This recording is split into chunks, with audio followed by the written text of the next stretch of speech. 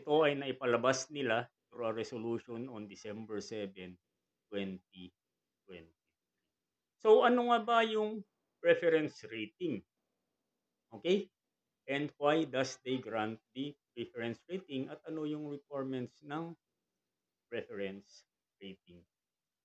The preference rating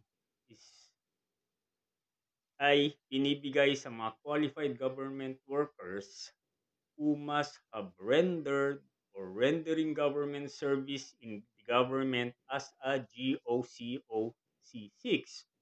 Ano ang GOCOC6?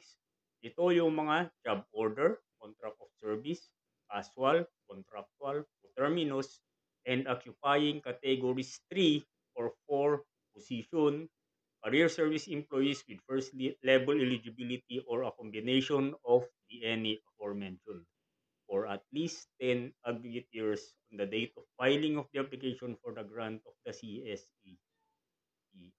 So yan ang first requirement.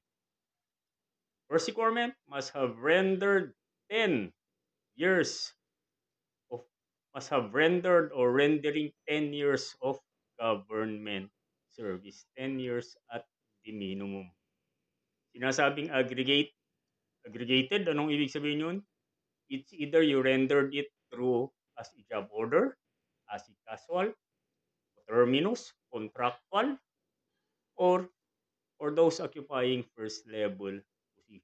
Aggregate meaning to say, kahit na hindi tuloy-tuloy yan, basta may 10 years ka na service or nag-render ka ng service sa government. That is the first requirement of the resolution. Ano naman ang pangalawa? The second one is must have applied and taken the civil service examination beginning March 3, 2024 and thereafter. Either CSE Civil Service Exam Professional or Sub-Professional level, whether through pen and paper test, yung PPT, or other test modes like the computerized examinations, and obtain a failed rating of not lower than 70 points. Maliwanag naman to.